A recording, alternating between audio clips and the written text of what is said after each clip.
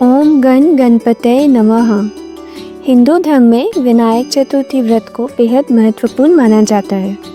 ऐसा कहा जाता है कि इस दिन बप्पा की पूजा करने से व्यक्ति के जीवन में आ रही बाधाएं दूर हो जाती है और उन्हें अपने हर कार्य में सफलता मिलती है और रिद्धि सिद्धि की प्राप्ति होती है।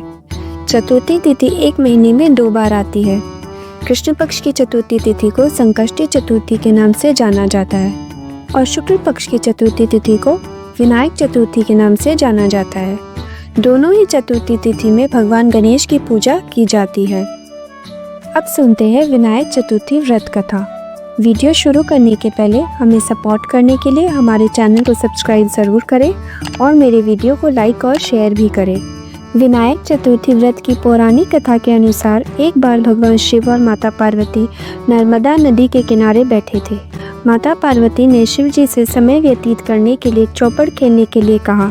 शिव जी चौपड़ खेलने के लिए तैयार हो गए और इस खेल में हार जीत का फैसला करने के लिए भगवान शिव ने कुछ तिनके एकत्रित कर उसका एक पुतला बनाकर उसकी प्राण प्रतिष्ठा कर दी।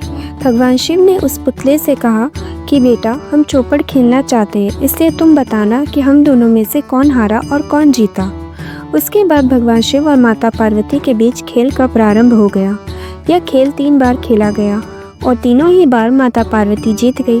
खेल समाप्त होने पर उस बालक से हार जीत का फैसला करने के लिए कहा गया तो उस बालक ने माता पार्वती की जगह महादेव को विजयी बताया।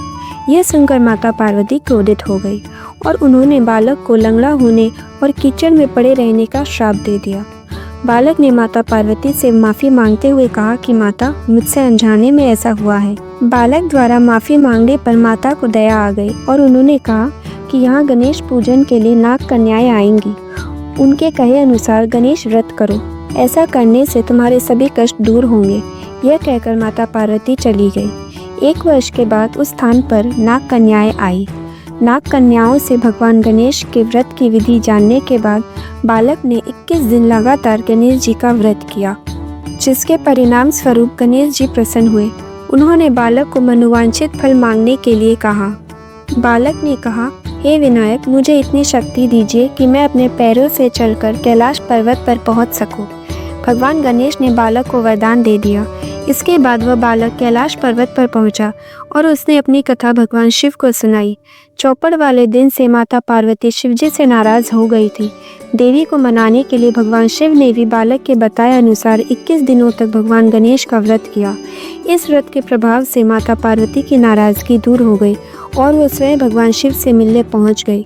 तब भगवान शंकर ने माता पार्वती को इस व्रत के बारे में बताया। यह सुनकर माता पार्वती के मन में अपने पुत्र कार्तिकेय से मिलने की इच्छा जागृत हुई। तब माता पार्वती ने भी 21 दिन तक श्री गणेश जी का व्रत किया। व्रत के 21वें दिन कार्तिकेय स्वयं माता पार्वती जी से मिलने चले आए। तभी से यह व्रत समस्त मनोकामनाओं की पूर्ति करने वाला व्रत माना जाता है। बोलिए विघ्नहर्ता गणेश जी महाराज की जय। उम्मीद करती हूँ आपको मेरा ये वीडियो पसंद आया होगा। धन्यवाद।